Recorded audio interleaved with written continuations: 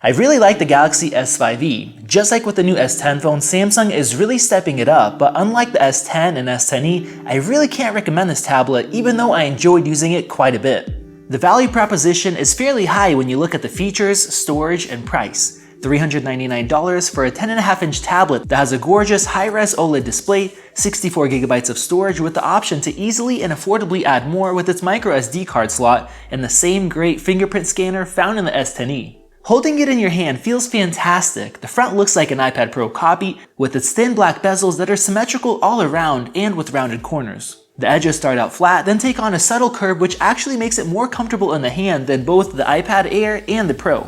It weighs only 400 grams, and coupled with the 5.5mm thickness, it feels almost weightless in the hand. All of this sounds fantastic so far, so where are the downsides? The biggest one is at the heart of the S5e, and that's the processor. The Snapdragon 670 isn't an old chip, but it's an 8-core that comes in low to mid-level smartphones. Geekbench 4 multi-core scores are similar to the 2018 budget iPad that could be found new for $250, but when we look at single-core, the S5e scores half of that iPad and about a third of the Air 3. The story is similar with graphics. But what does this mean in the real world? Well, in a world where $1,000 Android smartphones have occasional glitches and slowdowns, imagine the same software but with a much slower processor. When it comes time for fun, be ready for a poor graphical experience and choppy playback.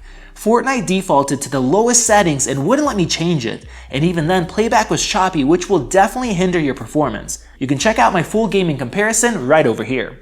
Where this tablet really shines is watching movies and surfing the web, and that's mainly what I ended up using it for. Even though the CPU is weak, that doesn't really hinder it for these tasks. Browsing is really smooth and the sharp bright display is great to look at.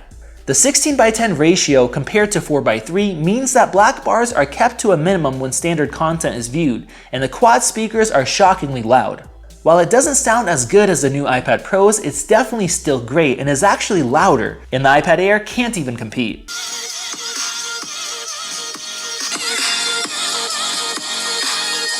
Being an OLED screen, the contrast ratio is awesome, and unlike the iPads, even the Pro, YouTube will let you stream in 1440p, which maximizes the display and gives you such a nice looking image.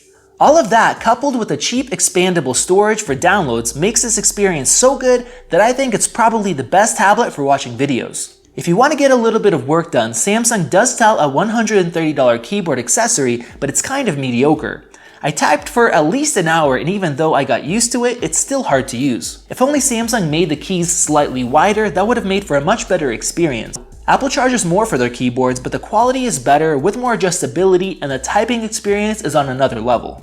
A secret weapon of the S5e is DeX, a PC-like interface that can now be used without a display. This is great if you want to be very flexible with multitasking, and unlike the iPads, you can use a mouse, which is fantastic.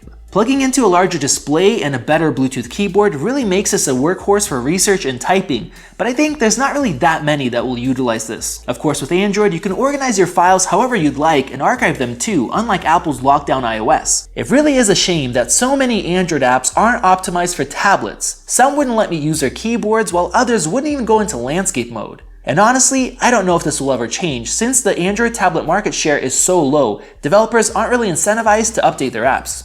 This brings me to my main question. In a world of iPads, does the S5e have room to compete?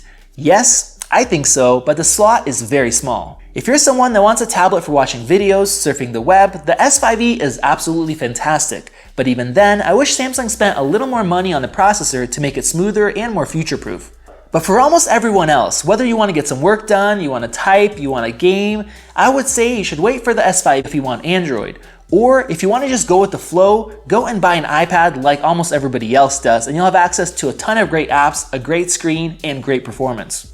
Thank you guys for watching. Click the circle above if you want to subscribe to see more videos like this one, and also that little notification bell. Check out our S5e versus iPad Air comparisons and gaming videos right over here. This has been Max with Max Tech, and I'll see you in the next one.